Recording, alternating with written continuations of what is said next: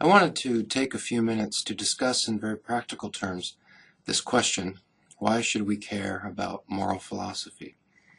These days, moral philosophy usually is referred to as ethics, and it's one branch of philosophy, and there are other branches of philosophy, and sometimes when we think about philosophy, we think of people sitting around and talking about big ideas and using fancy terms. And talking about stuff that doesn't seem to have much to do with the lives we actually live. But moral philosophy has everything to do with the lives that we live. And Plato makes this point that what is at stake when we're engaged in moral philosophical discussion is how we should live our lives. And that's obviously something of basic interest to everyone, or at least it should be. How do I want to live my life? What sort of person do I want to be? What sort of society do I want to live in? Societies, of course, express the habits of the people who live in them. Some societies are chaotic, some are orderly. Some societies are prosperous for a while, but then they fall apart. Other societies are prosperous for a longer period. Why is this? It isn't magic. It's because of what people do. It's because of decisions that people make. A moral philosophical question is, what do I want to contribute to the world? Given life's difficulties, given life's complications, how should I proceed? Life doesn't always give me what I want. Sometimes life throws things at me that I don't expect, sometimes for the good, sometimes for the bad. Given the conditions that I'm in, how should I proceed? These are basic questions associated with moral philosophy. Now, the moral philosopher John Keats makes the obvious point that everyone wants to live a good life. But not everyone, he says, is prepared to reflect on what that involves. Some people live their lives just hoping that things will magically work out. And I suppose for some people, things do magically work out. Things come together for them. They lead charmed lives. But for many of us, this isn't the case. We need to think about our lives. We need to plan. We need to work on creating habits and disciplines within ourselves that will help us to reach our goals and to make the best possible thing of our lives, given the circumstances that we find ourselves in. And so it's not just thoughts that matter, it's actions. We can sit around and have thoughts all day. We can have good thoughts, we can express good words. But I think our lives improve primarily when we act on those thoughts. Now, Aristotle makes the point that it is by doing just acts that the just man is produced. In other words, how does a person become honest? Well, a person becomes honest, Aristotle says, the same way a person becomes a good builder, by building. How does a person become a person of integrity? We don't refer to toddlers or 4-year-olds as people of integrity. People become people of integrity. And they do that through practice, the same way you become a good flute player, is by practicing. Well, of course, realizing this is one thing, and talking about it is easy, but actually doing what we need to do to improve the moral quality of our lives in the interests of reaching the goals that we have for our lives, or of pursuing our goals, of pursuing worthwhile things, of pursuing meaningful, fulfilled lives, pursuing the best possible life that we can have given the circumstances. We just don't want to talk about these things, but we want to act. But Aristotle makes the point that talk is a lot easier than action. So he says that most people don't do what's necessary to become just, to become honest, to become decent, to become civil. But instead they take refuge in theory, that is, they talk and they have ideas, and they think they're being philosophers in this way.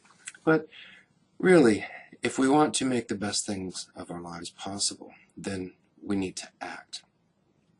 Well, what is philosophy anyway? Well, our word philosophy comes from two classical Greek words.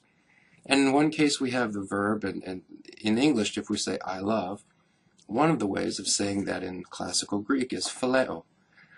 And the classical Greek word for wisdom is sophia. We have the name Sophia. We have the word sophisticated. We hope that a sophisticated person is a person of wisdom. And a philanthropist, the classical Greek word for man is anthropos. So a philanthropist is a person who loves others, and philanthropists give money to museums and give money to help the poor and so on. So phileo and sophia, the love of wisdom. Philosophy in this classical sense is the love of wisdom. And wisdom is knowing what's good for people generally. Prudence is knowing how to take that general knowledge and how to apply it in a given circumstance. So we might know, for example, that honesty is good for people in general. But life is very complicated, and sometimes we're in situations where it's not exactly clear how to be honest in a given situation. It's not always clear what we should do in difficult, complicated situations. And so the prudent person is the person who does the best possible job in that kind of circumstance. But some of the traits we associate with wisdom are, for example, clear thinking. This person wants to avoid clutter, and this person wants to think clearly about the problem or the issue at hand. Another trait would be carefulness. Again, taking care, thinking about the potential costs and benefits of different decisions. Costs and benefits in terms of money, time, energy. If I do this, what will I not be able to do? That's called an opportunity cost.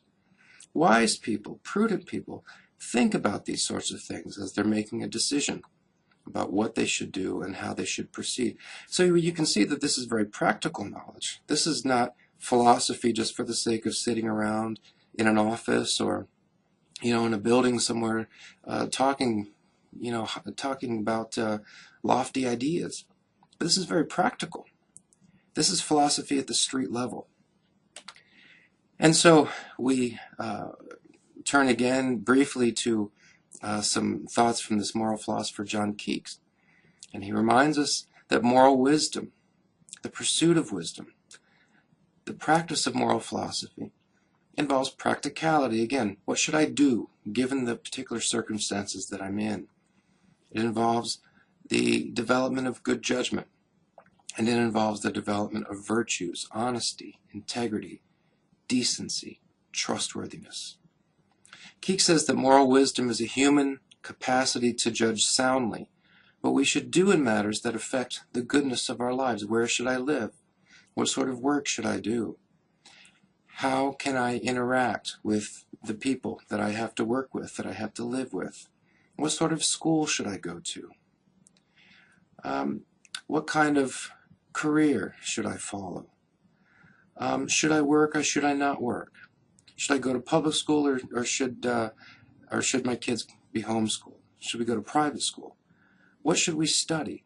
All of these kinds of questions that come up are related to the quality of our lives, and so they're involved in one way or another. They can be involved in this little world we're talking about called moral philosophy. What should I do?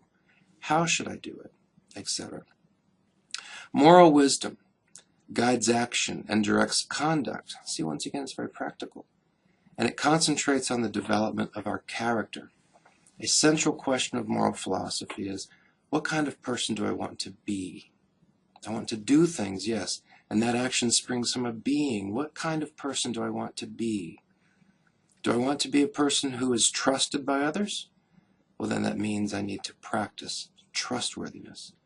People won't trust me if I don't act in a trustworthy way. In a real sense, not just putting on a show, but really demonstrating trustworthiness.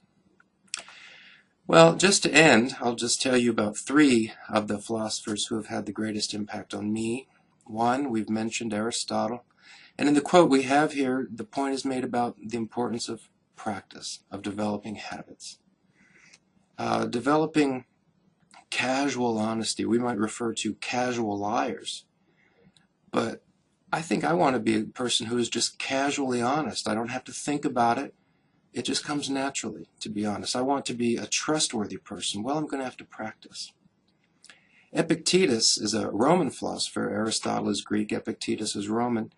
And Epictetus in this quote makes the point about the importance of realizing that we can't control everything. And so what can I control? And then, realistically speaking, what can't I control? And coming to terms with the answers to those questions and doing what I can, given my circumstances. And then I've given you a little bit from this contemporary philosopher, John Keats. I recommend the ethical writings of these three philosophers to you. They've been their work has been very meaningful to me. Well, on that point, I will say goodbye. Take care.